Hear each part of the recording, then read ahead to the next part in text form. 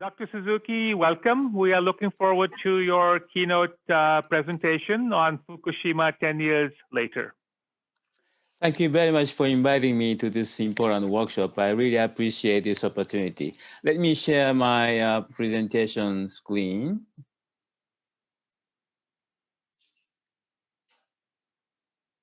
Can you see the slide?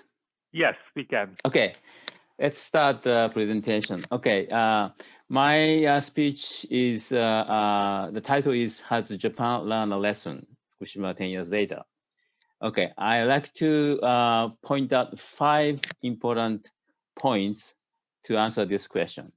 The first is I think the energy structure and also the public opinion changed dramatically. This is one important thing that maybe Japanese society may have learned from the lesson. But second point is the accident is not over yet. Still, major risk remain at the Fukushima site, and people's evacuated from Fukushima, the life is still remain very concerned. So the second point is accident is not over yet. The third point is safety security culture of the nuclear industry. This safety security culture, even after the accident, needs to be enhanced. This is another problem I see. Number 4 point is that there are a couple of issues still unresolved, regardless of the future of nuclear power. Whether you pro or anti-nuclear power, whether you promote nuclear power more or phase out nuclear power, it doesn't matter. We have to solve these issues. Finally, I'd like to make small recommendations to move toward a more positive future, how to restore public trust, and overcoming this polarized debate right now is pro anti-nuclear power is inhibiting the productive debate in Japan. So those are the 5 points I'd like to mention. Okay, big shift in energy structure. Before the accident, 54 units of nuclear power plant were operating in Japan, about 49 gigawatts. But right now, only 9 units are in operation. As of today, only 2 units are operating, 9 gigawatts. So quite significant reduction. And roughly half of the nuclear power plants are decided to be decommissioning. So right now, it's up to probably only 26 or 27 units could be operated in the next probably 5 to 10 years. So the share of nuclear power plants decreased from 26% in 2010 to only 6% last year. And in order to the reduction of the increase the other power sources, coal, natural gas, and renewables increase significantly to fill the gap of the reduction of nuclear power. Public opinion sways significantly from pro to anti. In 2010, the people who think nuclear power is necessary was almost 90%, but now it's only 25% in 2013. And also the people who think nuclear power should be maintained or expanded, only 12%. Meanwhile, nuclear energy should be phased out or shut down immediately is almost 60% or more. So this is a radical change in public opinion after the accident. But right now, the government still maintains nuclear power is an important energy source. And they also, the most recent report on the carbon, to achieve the carbon neutral in 2050, nuclear power should be a part of the green growth strategy. So this is a gap between the public opinion and the government policy. Okay, the second point, decommissioning of Fukushima-Daiichi unit is still a major challenge. This is an unprecedented challenge for Japanese nuclear industry, even for the global nuclear industry. A couple of issues. Now, one important issue is so-called contaminated water from cooling the debris, field debris from the accident-prone nuclear reactors. The total quantity of tritium has to be removed from the reactor and then released to the sea. That is the government plan. And actually, this is a quite significant amount of deuterium. Right now, the water, treated water is stored on the ground and has to be removed soon. By 2022, the site is already full. However, the public opposition to the current plan to reduce the water is significant. Only 13% is in favor. And also the most recent earthquake on February 13th reminded us of the risk remain at the site. The earthquake may have caused some kind of damages to the containment vessel. It is still reported that maybe the water level is decreasing on unit 2 and unit 3. If this continues, the fuel debris may be exposed to the air and it could reduce the radioactivity to the environment. So the risk still remains at the Fukushima site. And there is no consensus on the end state of the Fukushima decommissioning. This is another problem that the local public wants to clean up the site, but it is very difficult, technically very difficult to determine how to do with the melted fuel debris.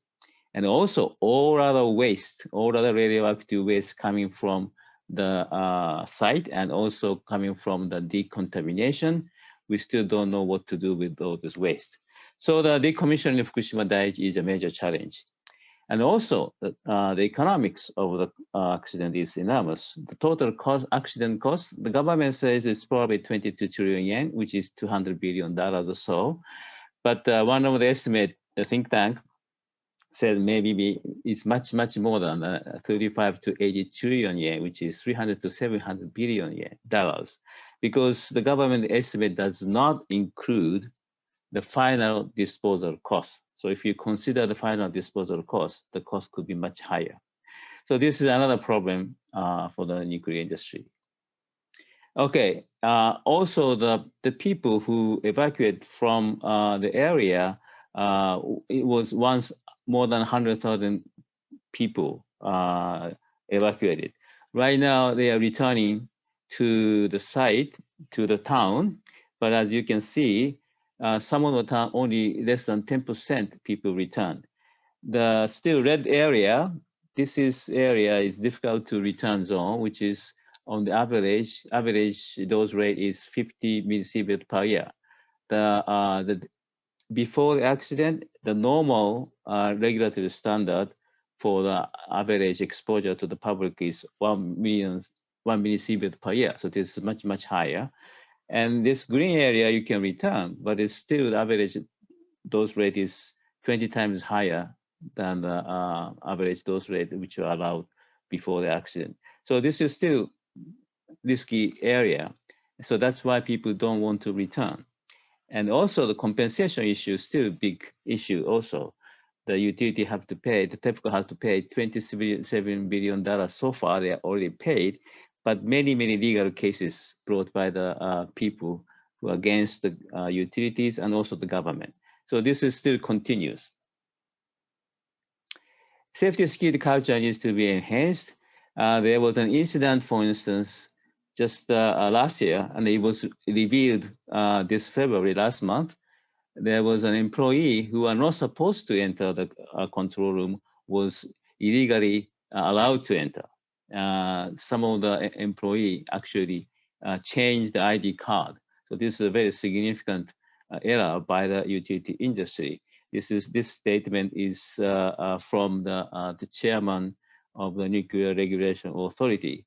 TEPCO safety culture and security culture has to be improved a lot. And also Japan Atomic Power, as you can see, this has also happened last month. They erased the data which could undermine the argument which was submitted to the Nuclear Regulation Authority. Those things, this is just examples of the safety and security culture of the nuclear industry. They have to be improved. Okay. There are a couple of issues I'd like to say regardless of future of nuclear power. One big issue is spent fuel storage, second, radioactive waste, and thirdly, plutonium stockpile. These are all connected. Spent fuel storage capacity in Japan is shrinking. Almost 70% of the capacity is full at the site, and the low-pressure reprocessing plant, which was supposed to reprocess spent fuel, the pool is already full.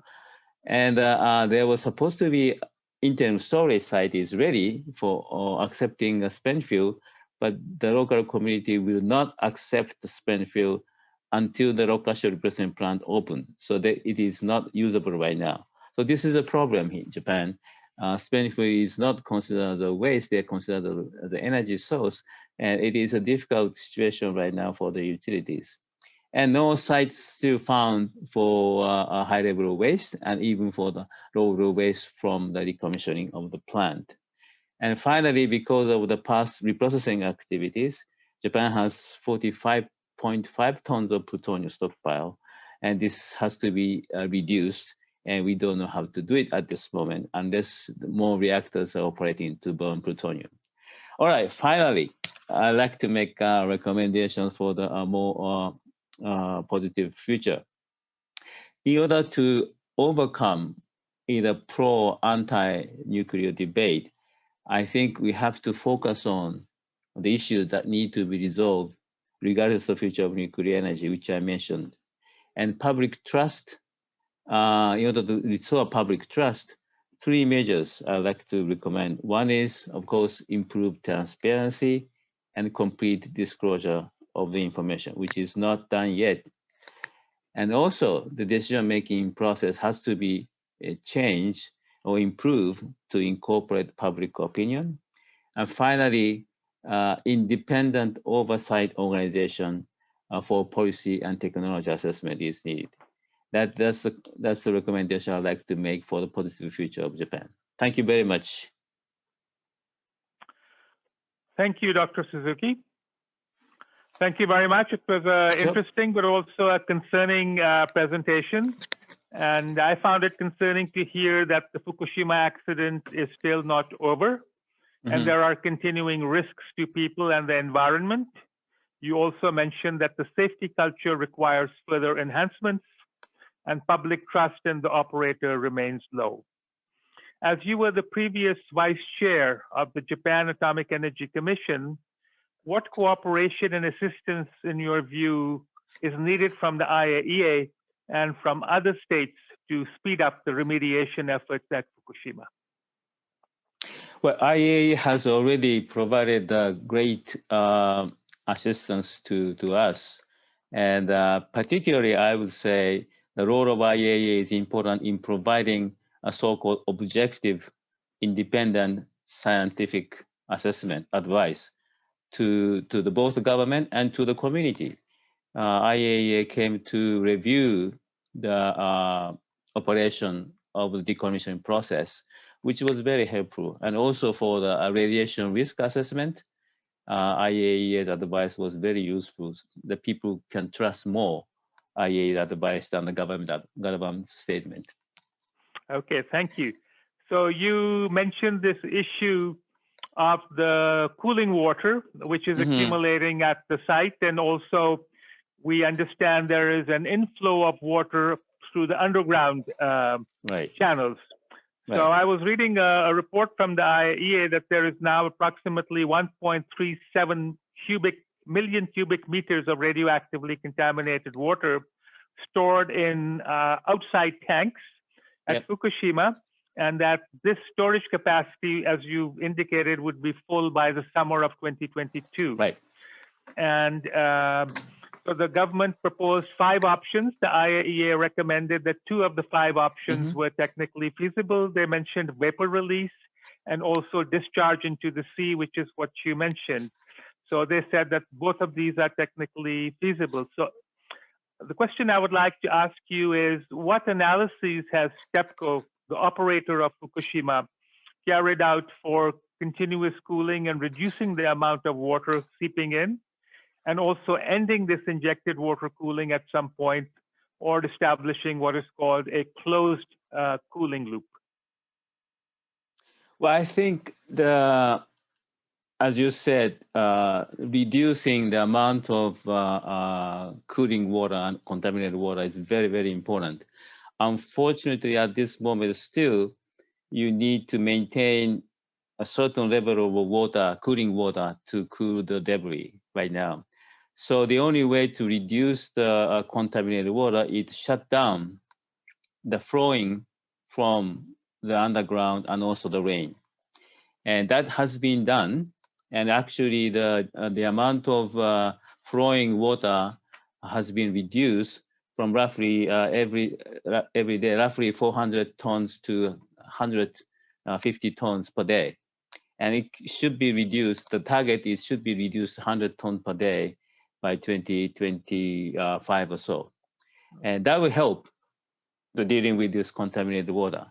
But eventually we have to deal with this. Eventually we have to either dispose or continuously store on the ground. It is difficult. As you suggested, TEPCO has already, site is already full. But I think that currently the TEPCO may be thinking to expand the storage site because the public opposition is so strong, and they promised not to release the water until the public agrees to do that. So in reality, I think it is more likely that the TEPCO will expand the storage capacity. And eventually, I hope there should be an agreement between the local public and the TEPCO and the government to release the water to the sea. Thank you. So for purposes of our audience, TEPCO stands for Tokyo Electric Power Company, which is the operator of the Fukushima reactor site. Yes. Thank you. So just following up, so in what regulatory standards for the discharge of the stored water before disposition, in your view, would be needed for the implementation of these two solutions recommended by the IAEA? Well, TEPCO, Tokyo Electric Power and the local fishermen once agreed that the concentration of the tritium to the sea should be below 1500 becquerel per liter. Becquerel is a unit of strength of the radioactivity. The world standard, the regulatory standard of the current Japanese government is 60,000 becquerel per liter. So this is 1500 becquerel is 1/40 of the regulatory standard, which is very, very low. And this is also below WHO's regulatory standard for drinking water, which is 10,000 becquerel per liter. So I would say this is very, very low radioactivity level, which they agree. Once they agree, they will start releasing the water. The problem is that they were supposed to, TEPCO is supposed to separate other radioactive materials, right, which should be below the regulatory standard. But it was found later, the TEPCO did not report to the public that some of the water would contain much higher other radio materials above the regulatory standard. So that caused the mistrust between the Tokyo Electric Power and the local public. That still remains. So that is the situation right now. So we are coming to the end of our time. So I have one final question for you. You already mentioned in your last slide some recommendations.